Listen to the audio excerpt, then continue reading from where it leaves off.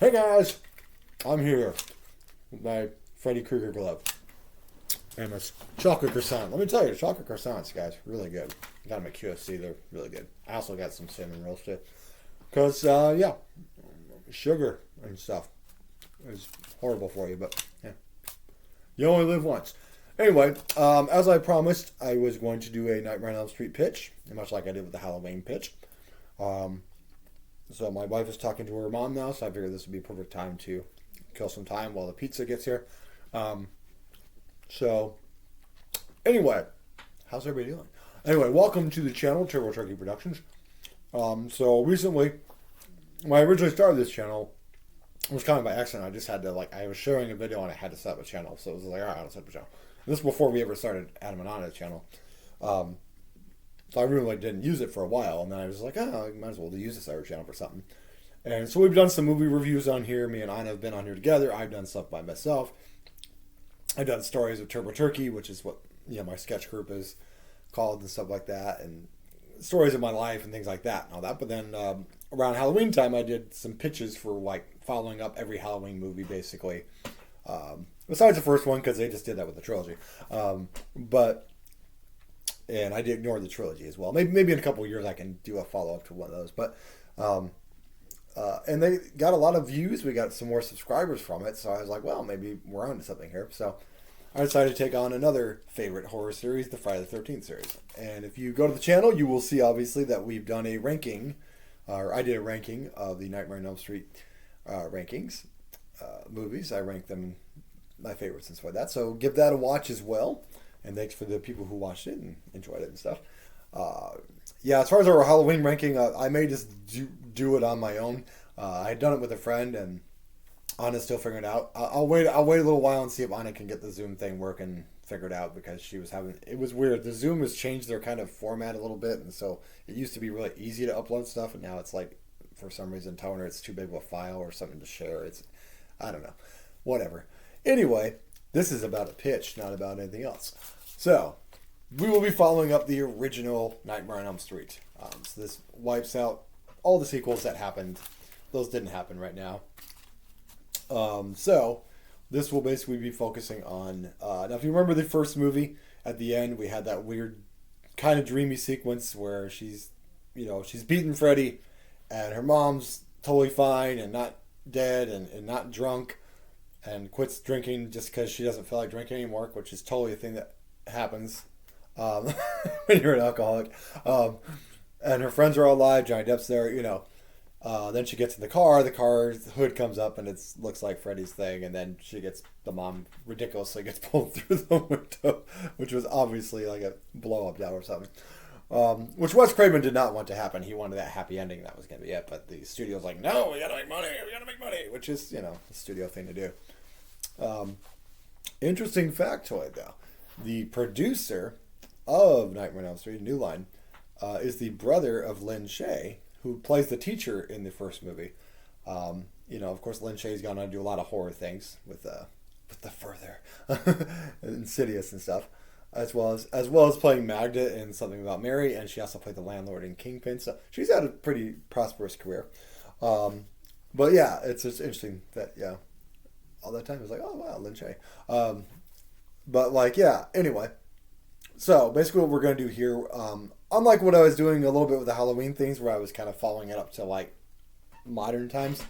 I think maybe for Nightmare on Elm Street, since there hasn't been a modern thing, the last one we had was that 2010 remake,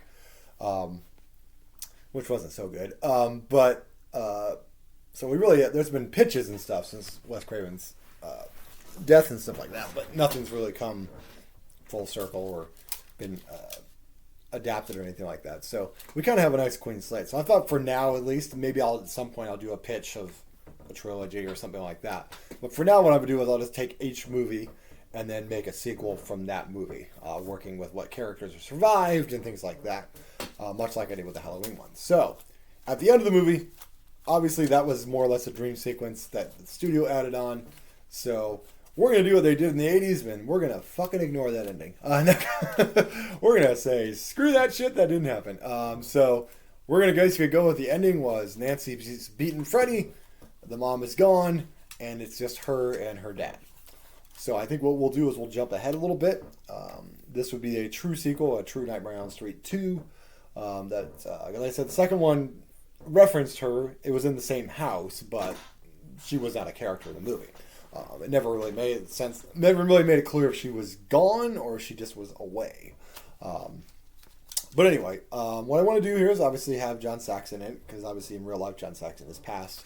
But if it was the 80s, he'd still be alive. So we'll have John Saxon back, and of course we'll have Heather Langenkamp back. This is definitely going to be a Nancy movie, so as much as I love Dream Warriors, I don't want to just bring the Dream Warriors in, because that's, an original concept, and I don't want to just be like, yep, I'll just put them in here and pluck them in here, because this is the pitch. This is kind of, fleshing it out, figuring out a story, going with that. So, I think what we would do is have it be a couple years later. Nancy has graduated high school. She's going to college. She's on Hypnosil, which is an experimental drug, as we found out. So we can use the Hypnosil thing. And she hasn't had any kind of nightmares in several years. She's also studying to be a psychologist, so she can study more of the dream effects and stuff like that, and really make sure Freddy's away.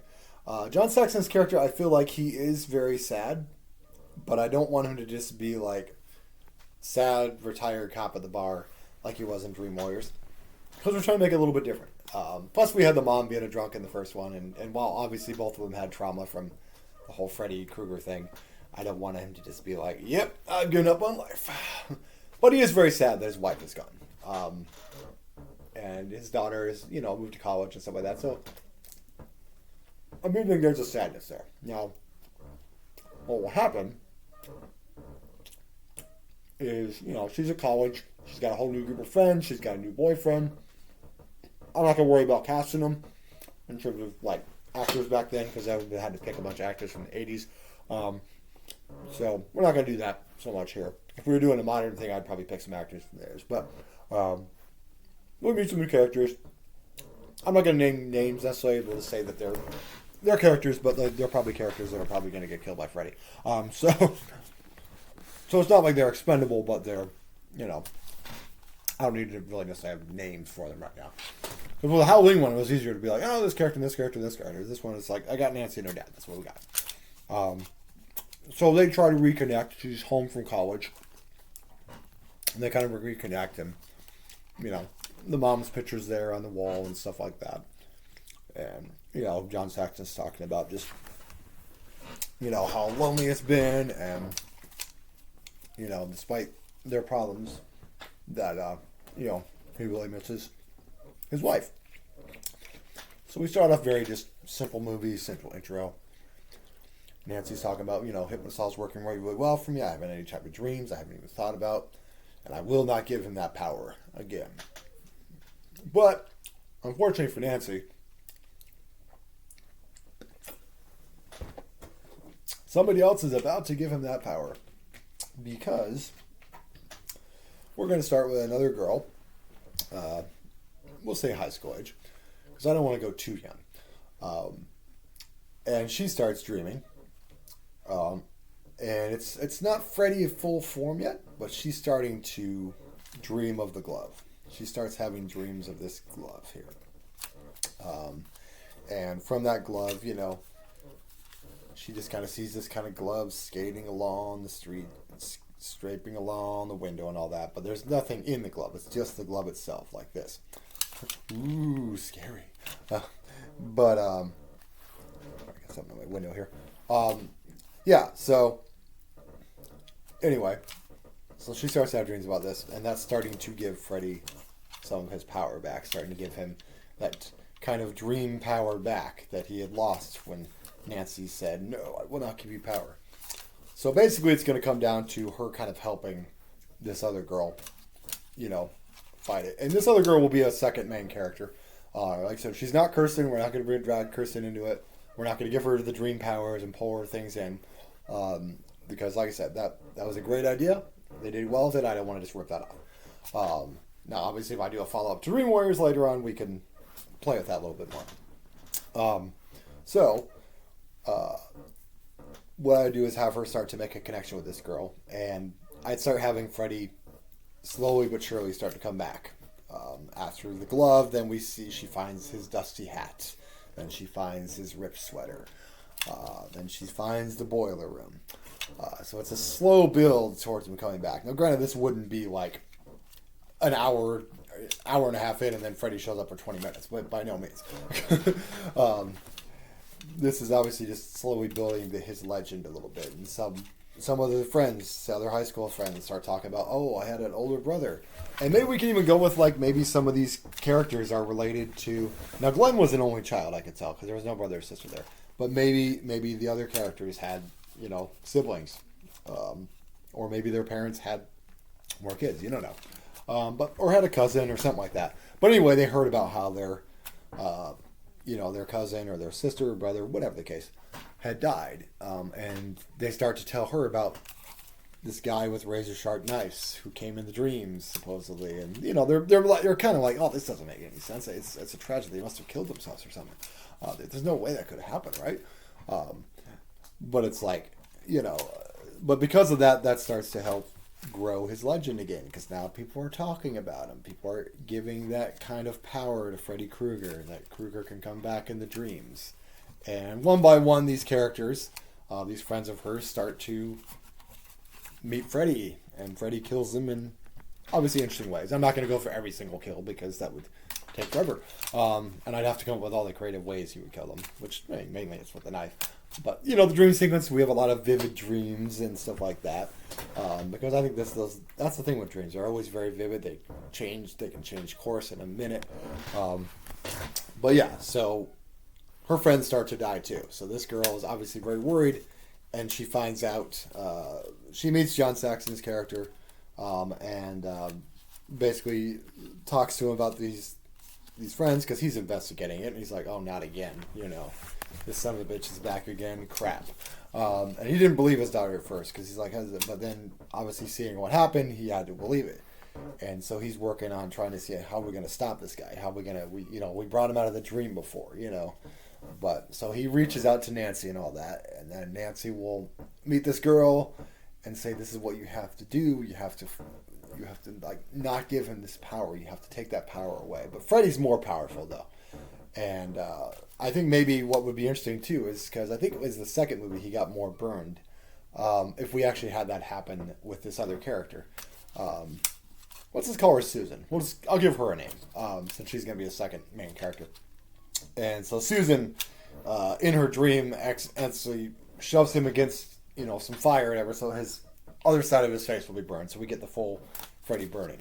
So she's got a little bit of offense on him, and she's able to wake up and get out of the dream. But yeah, so then she meets with Nancy. Nancy starts to train her and tells, here's what we got to do. We got to set up some booby traps. Here's what I did. We pulled him out of the dream, and then we finally fought. We fought, and then I got him to finally, I took away all of his power. And that's what you have to do. He says, when your friends started talking about him, his legend grew, and he became the monster that he was before. But you hurt him as well, but you made him burn again. So now he's fully burned, which is also making him very angry.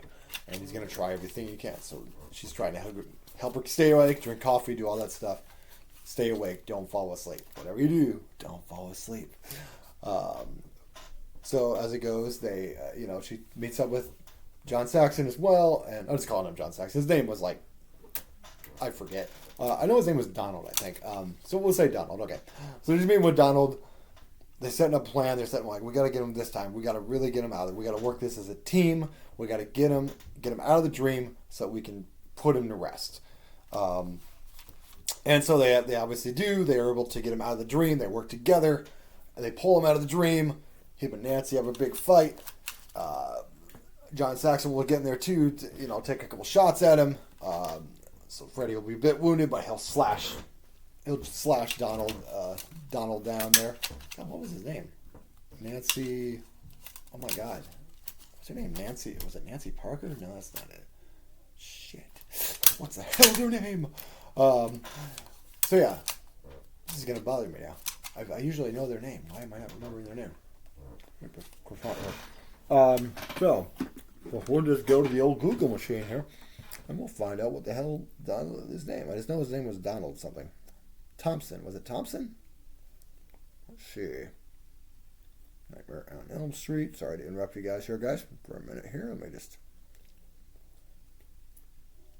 Nightmare at Elm Street. Nightmare. Come on. Stop typing stupid things. Nightmare on Elm Street.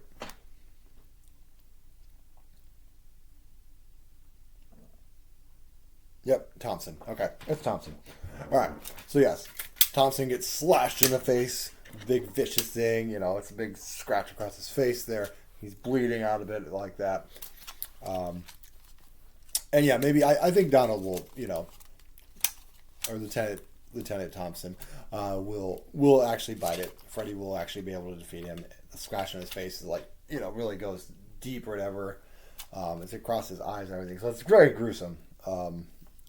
Poor John Saxon. But like, and then he gets stabbed with a ink. But like, yeah, then Susan and Nancy fight him and all that.